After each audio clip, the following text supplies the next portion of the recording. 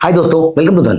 दोस्तों, इंडिया में there are more than 6000 stocks जो ट्रेड होते हैं और हम सभी के माइंड में लगातार ये चलता रहता है कि मुझे ज्यादा से ज्यादा स्टॉक्स में ट्रेड करने का मौका मिल जाए।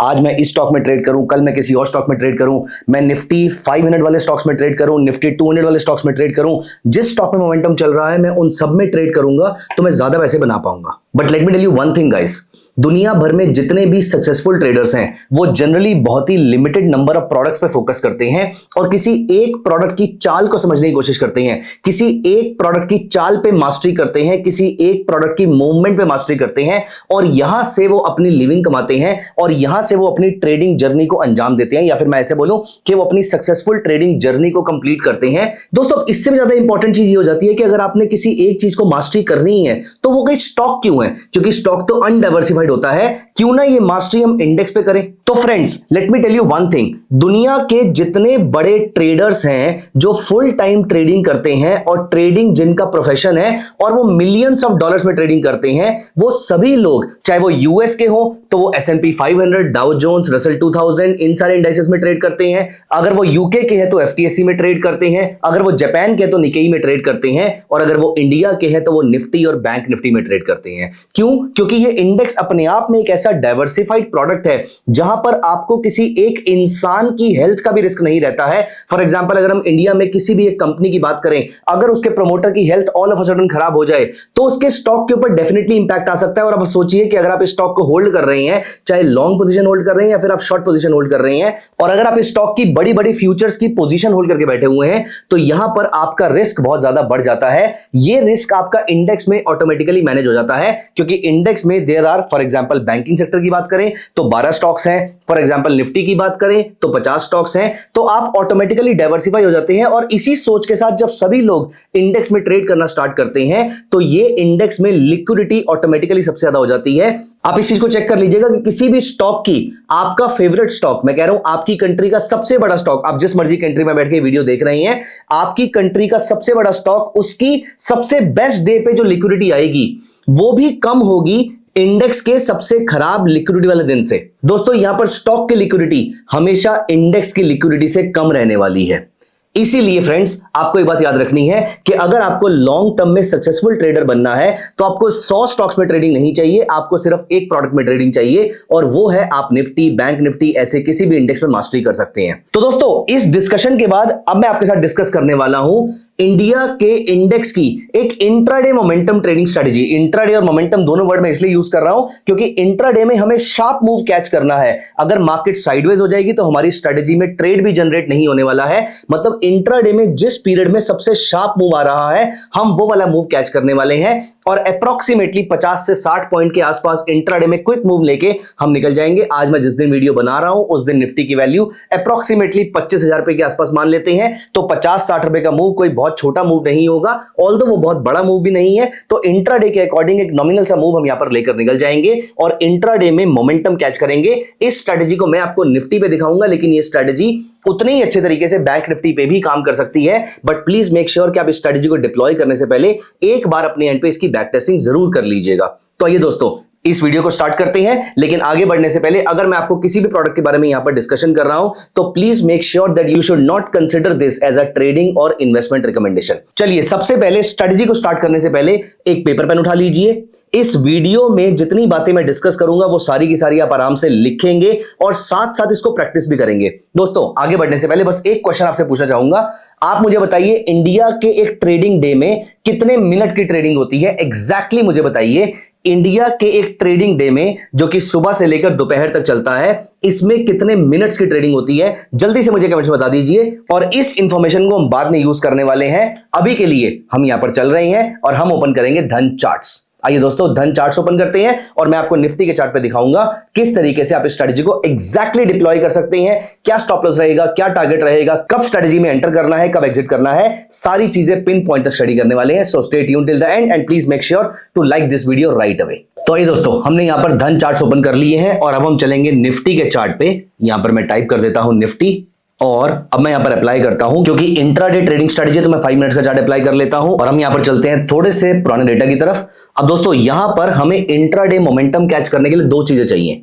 दो चीजें कौन कौन सी चाहिए? पहला, ऐसा कौन सा एरिया है जहां पर मोमेंटम आ रहा है।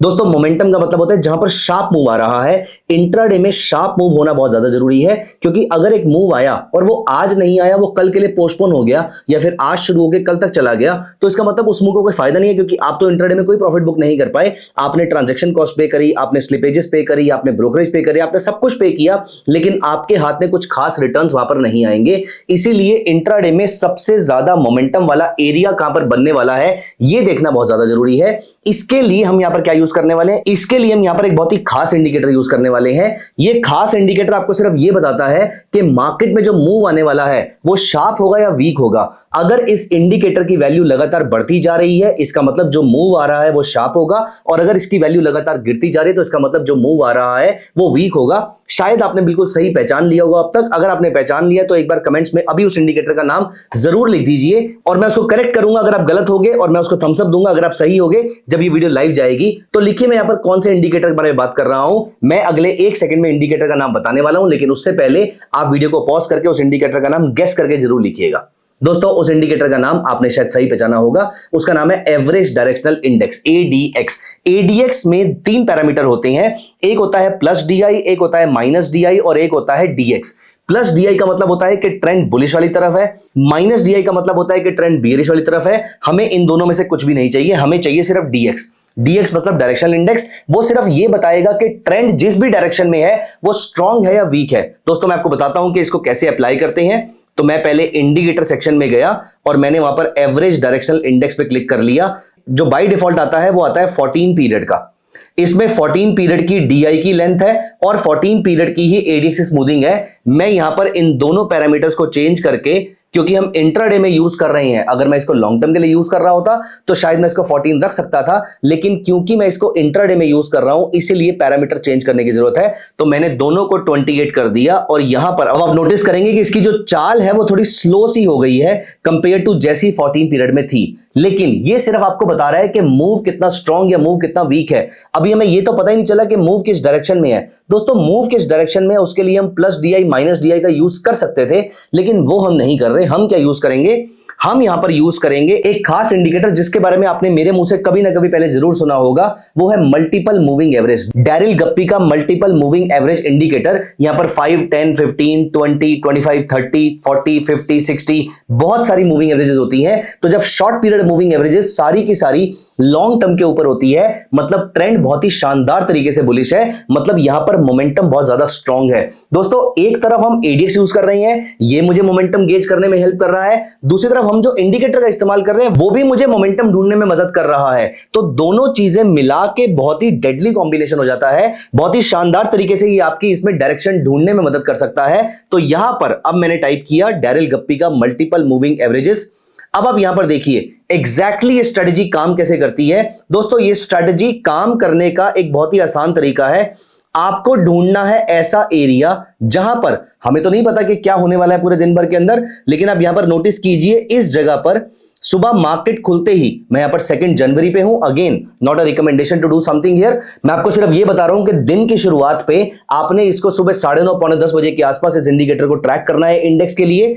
अगर इस इंडिकेटर की वैल्यू लगातार यहां से ऊपर जा रही है मतलब ट्रेंड स्ट्रांग हो रहा है, और अगर इस इंडिकेटर की वैल्यू जैसे कि आप यहां पर देखेंगे 3 बजे के बाद वीक होना शुरू हो जाती है, नेक्स्ट डे मॉर्निंग में अगर आपने नोटिस किया यहां पे देखिए यहां पर आपका नेक्स्ट डे मॉर्निंग शुरू हुआ है और उसके बाद से लगातार वीक हो रहा है, मतलब आज जो भी ट्रेंड है वो बहुत ज्यादा स्ट्रांग नहीं है। तो ऐसे दिनों में हम ट्रेड नहीं करेंगे और ऐसे दिनों में हम ट्रेड करेंगे।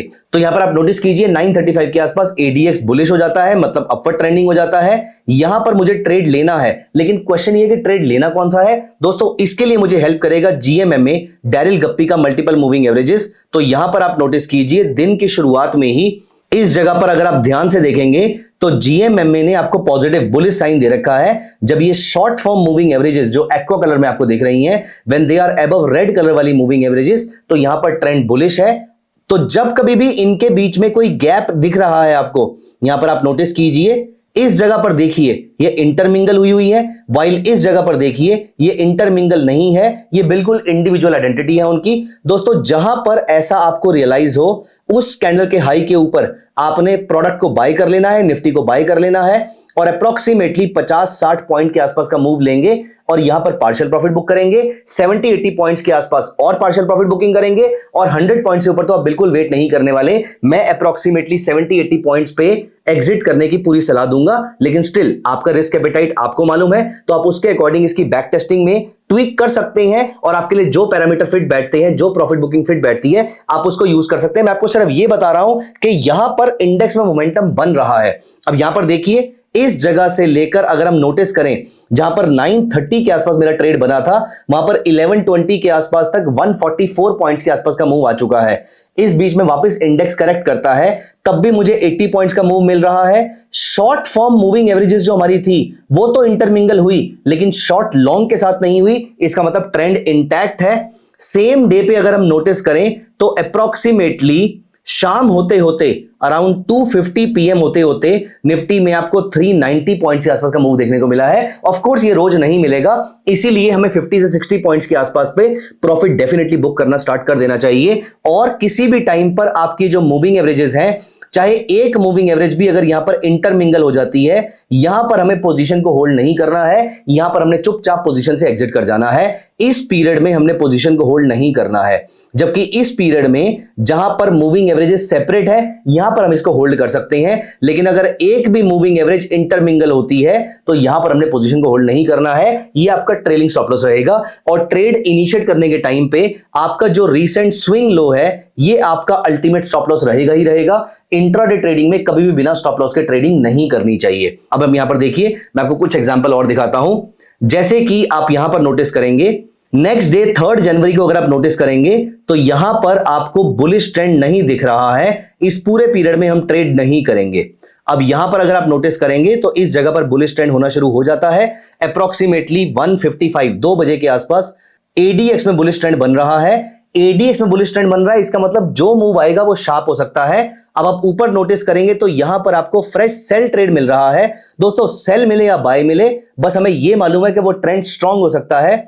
हमने इस जगह पर इस ट्रेड को इनिशिएट किया अप्रोक्सीमेटली 2 बजे के आसपास और 3:05 से पहले पहले आपको 66 पॉइंट्स के आसपास का डाउन मूव देखने को मिलता है। Not bad in less than 2 hours. 2 घंटे के अंदर अगर आपको, या 2 घंटे से भी कम टाइम में अगर आपको 66 पॉइंट्स का मूव मिल रहा है, that should not be considered bad. वहीं पर अगर हम अगले दिन के लिए चलें, अगले दिन अगर आप फिर नोटिस करेंगे तो यहां पर सुबह जब ये मार्केट खुलती है 6 जनवरी को, तो यहां पर आपका एडीएक्स जो है वो बियरिश टेरिटरी में जा रहा है। हम इसको ट्रेड नहीं करेंगे, लेकिन इस जगह पर आप नोटिस करेंगे यहां पर 6 जनवरी को 940 पे एडीएक्स बुलिश होना शुरू हो जाता है। यहां पर आपको बियरिश ट्रेड मिल रहा है तो हम बियरिश ट्रेड यहां पर लेंगे। और इस जगह पर बहुत ही खास चीज होती है, यहां पर आप नोटिस कीजिए, हमारे ट्रेड लेने के बाद मार्केट एकदम शार्पली रिकवर कर जाती है, ऊपर चली जाती है और यहीं पर आपका एडीएक्स जो वो वीक पड़ना शुरू हो जाता है। लेकिन अब आपको एडीएक्स देखने की जरूरत नहीं है। एक बार एडीएक्स ने आपको ट्रेड दे दिया, अब डैरेल गप्पी का जो मल्टीपल मूविंग एवरेज इंडिकेटर है वही हमारा हेल्प करेगा। तो यहां पर आप नोटिस करेंगे हमारी मूविंग एवरेजेस इंटरमिंगल नहीं हुई है, होते होते रह गई थी, तो हम अपनी पोजीशन को होल्ड करेंगे। यहां पर अगर वो इंटरमिंगल हो जाती, आपस में मर्ज कर जाती, तो हम ट्रेड को एग्जिट कर देते। लेकिन क्योंकि वो नहीं हुई तो हम ट्रेड को होल्ड करके बैठे रहे। अराउंड 90 पॉइंट्स के आसपास तक मुझे डाउनसाइड देखने को मिली, लेकिन इवेंचुअली जब मैंने प्रॉफिट बुक किया तो वहां पर मार्केट थोड़ी देर के बाद 11 बजे के आसपास, 12 बजे के आसपास, और अगर हम नोटिस करें यहां पर तो अप्रोक्सीमेटली 12 बजे के आसपास आपको निफ्टी में 319 पॉइंट्स के आसपास की डाउनसाइड देखने को मिलती है। That is certainly a very huge downside. दोस्तों, आपको घबराना नहीं है। अप्रोक्सीमेटली 100 पॉइंट के आसपास का आपका स्टॉप लॉस वर्स्ट के सिचुएशंस में रहते हैं मेरे एक्सपीरियंस के अकॉर्डिंग। आप अपने एंड पे डेफिनेटली इसको चेक कीजिएगा, लेकिन मेरे एक्सपीरियंस के अकॉर्डिंग 100 पॉइंट्स के आसपास का वर्स्ट केस का स्टॉप लॉस होता है। जैसे कि आपने भी ट्रेड में नोटिस किया, ये हमारा वर्स्ट केस था कि ट्रेड इनिशिएट होते ही मार्केट शार्पली हमारे अगेंस्ट चली गई है। दोस्तों, ये बुरे से बुरा केस हो सकता है। अगर मार्केट थोड़ी देर भी एडीएक्स ग्रो करता रहेगा तो हमारा मोमेंटम हमारे फेवर में मार्केट को लेकर आ जाएगा। उसके बाद एक बार 60-70 पॉइंट्स प्रॉफिट में आने के बाद जब ये मार्केट रिकवर करती है या फिर मेरे अगेंस्ट जाती है, तो यहां पर एट द मोस्ट मार्केट मुझे कॉस्ट पे एग्जिट करा देती है, लेकिन लॉसेस के चांसेस बहुत कम हो जाते हैं। तो अगर आपको लॉस होना होगा तो शुरू के 15 से 20 मिनट के अंदर हो जाएगा। मोस्टली उसके बाद लॉस होने के चांसेस धीरे धीरे कम होते रहते हैं। आप डैरेल गप्पी मल्टीपल मूविंग एवरेजेस को बहुत ध्यान से फोकस कीजिएगा। अब दोस्तों, आपके माइंड में ये आ रहा होगा कि इंडेक्स में खास मूव कब आने वाला है, क्या इसके लिए मुझे पूरा दिन मार्केट को ट्रैक करना पड़ेगा? नहीं, आपको पूरा दिन मार्केट को ट्रैक नहीं करना पड़ेगा। मैं यहां पर क्या करता हूं, मैं बहुत ही इंटरेस्टिंग चीज यहां पर यूज करता हूं। तो मैं स्कैनएक्स पे जाता हूं, जो कि धन का स्क्रीनर है। मैं यहां पर लाइव मार्केट में चला जाता हूं, और क्योंकि आज तो मार्केट बंद है जब मैं ये वीडियो बना रहा हूं, लेकिन चलती मार्केट में यहां पर bullish signal, bearish signal, as you can see मैंने यहां पर सारे एक्टिवेट कर रखे हैं। दोस्तों ऐसा करने पर मेरे सामने लगातार स्क्रीन अपडेट होती रहती है। अब मुझे लगातार अगर बहुत सारे स्टॉक्स बुलिश मोमेंटम में दिखते हैं कि सारे कुछ ना कुछ बुलिश पैरामीटर को फुलफिल करते जा रहे हैं, तो मैं चार्ट पे आ जाता हूं देखने के लिए कि क्या एडीएक्स बढ़ना शुरू हो गया।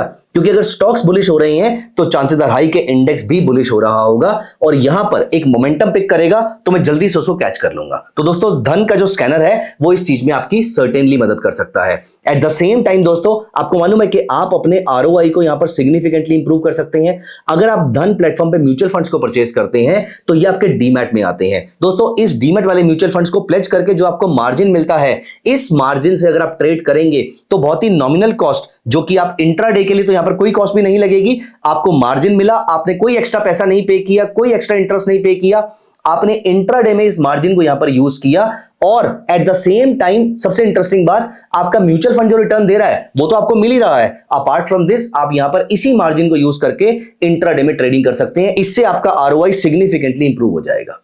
दोस्तों this was about the entire strategy. मैंने आपको आरओआई कैसे इंक्रीज करना है ये भी बताया, इंडेक्स में मोमेंटम कब आने वाला है ये आपको पहले से कैसे हिंट मिल जाएगा ये मैंने बताया। अपार्ट फ्रॉम दिस डैरिल गप्पी की मल्टीपल मूविंग एवरेजेस और एडीएक्स दोनों को यूज करके मैंने आपको एक बेहतरीन ट्रेडिंग स्ट्रेटजी बताई है। आप इस ट्रेडिंग स्ट्रेटजी को सर्टेनली अपने एंड पे यूज कीजिएगा, लेकिन यूज करने से पहले मेक श्योर कीजिए कि आपने इसको बैक टेस्ट किया है, क्योंकि आपकी और मेरी रिस्क एपेटाइट अलग अलग हो सकती है। दोस्तों before saying a final goodbye for this video, let me ask you one question, और इस क्वेश्चन का आंसर मुझे सर्टेनली कमेंट सेक्शन में चाहिए। दोस्तों मेरा क्वेश्चन आपसे ये है कि मैंने एडीएक्स का क्या पैरामीटर यूज किया था?